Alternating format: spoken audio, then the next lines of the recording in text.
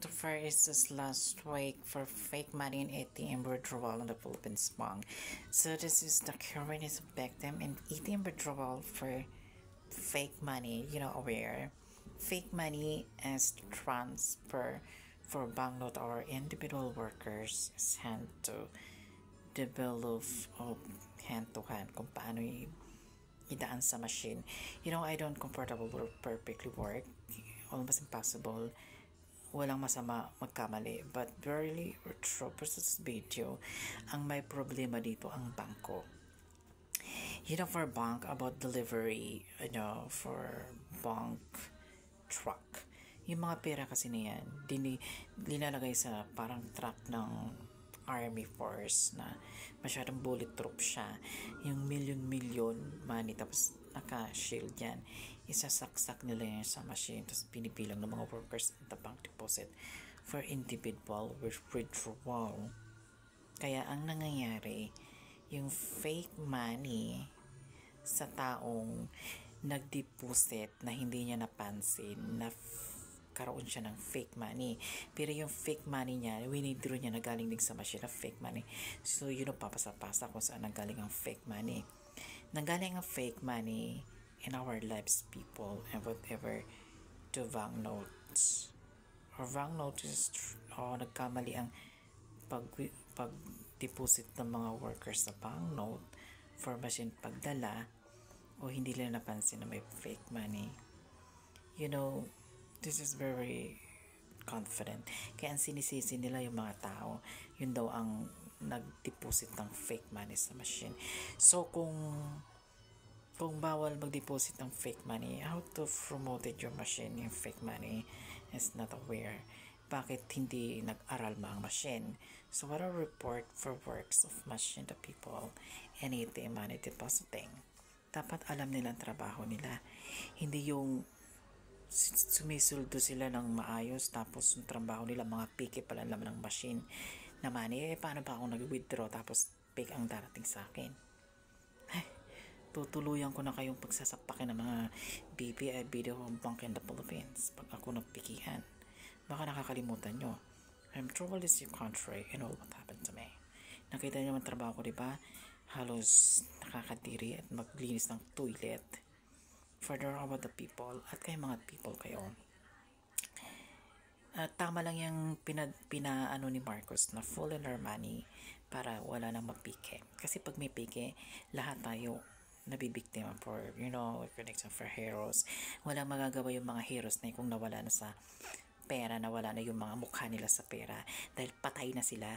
Wala na silang kaluluwa at stable to heal na sila. History na lang sila sa earth. So, bakit tayo bubuhay ng mga patay? Diba?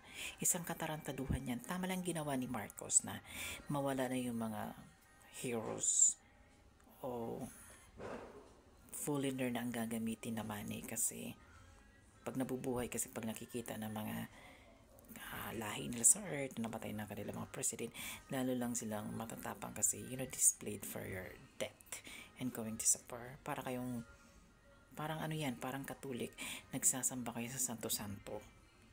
For patay na, pero sinasamba nyo parang yung mga picture nila. Yun na involved kasi parang yun ang lumalabas is involved of the respect to believe and stupid. Okay? Follow the YouTube channel. Thank you. Yung cancel po sa mga po. Napabili bigla ng money detector si Karen matapos mabiktima ng pekeng 1,000 peso bill noong isang linggo. Nagbabayad daw siya noon sa bangko para sa kanyang car loan nang sabihan siya ng teller na peke ang isang 1,000 peso bill na ibinigay niya. Sabi ko, ma'am, paano niyo po nasabing peke? Tapos ayun nga, sabi niya, ma'am, hindi po magaspang. Yung tunay daw pong pera magaspang. Tapos, may sinasabi kasi siya sa anino, sa ganon. Hindi ko na siya masyadong maintindihan kasi parang naninervous na ako. Ang peking 1,000 piso nakuha raw ni Karen sa kaibigan niyang si Edgar na nagbayad sa kanya ng 2 1,000 peso bills na winidraw daw nito sa ATM. Kaya si Edgar nagtaka rin. Yan po naniniwala na peke dahil galing sa ATM. May magic pala ang Hindi pera. pa ito na ire-report ni Edgar sa bangkong pinag-withdrawhan niya dahil naitapon na rin niya ang resibo. Paalala ng BSP, suriin lagi ang mga natatanggap na pera, maging yung mga nanggagaling sa ATM. May mga palatandaan naman daw para malaman kung peke o hindi ang pera at pwedeng gamitin ang feel, look at tilt method para dito. Pakiramdaman kung security paper ito at kung nakaumbok ang ilang print. May makikita ring anino ng larawan at denominasyon o kung magkano ito. May mga hiblang pula at asul na nakakalat at asymmetrical o di pantay ang serial number. Sa babang bahagi, dapat may salitang Pilipino na isinulat sa baybayin. Pag tinilt naman ang pera, makikita ang security thread kung saan nakaimprenta ang salitang BSP at ang denomination nito. Mapapansin din na nag-iiba ang kulay ng 1,000 peso label at maging ang larawan ng perla sa gilid. May nakatago ring label ang denominasyon sa isang larawan pag iniba-iba ang anggulo nito. Kung makakakuha ng peking pera sa ATM, i-report ka agad sa bangko na pinag-withdrawhan. Maibabalik lang ang pera kung napatunayan sa investigasyon na sa ATM galing ang peking pera. Ang mga nagwi-withdraw, di tuloy maiwasang magtaka at mag-alala. Dapat secured talaga kasi nga nagtitiwala nga kami sa mga bangko, di ba? Hindi natin dapat maranasan yun kasi sa kanila nga nanggagaling yung pera eh. So, bakit tayo dapat yung mag-hustle? Dapat silang mag-hustle. Giyit naman ng BSP, hindi dapat nakakalusot sa mga ATM ang peking pera dahil trained ang cash handlers at service providers sa pagdedetect sa peking pera bago ilagay sa ATM. ATM services are part of core banking function of deposit taking, and banks are bound by law to exercise the highest degree of diligence.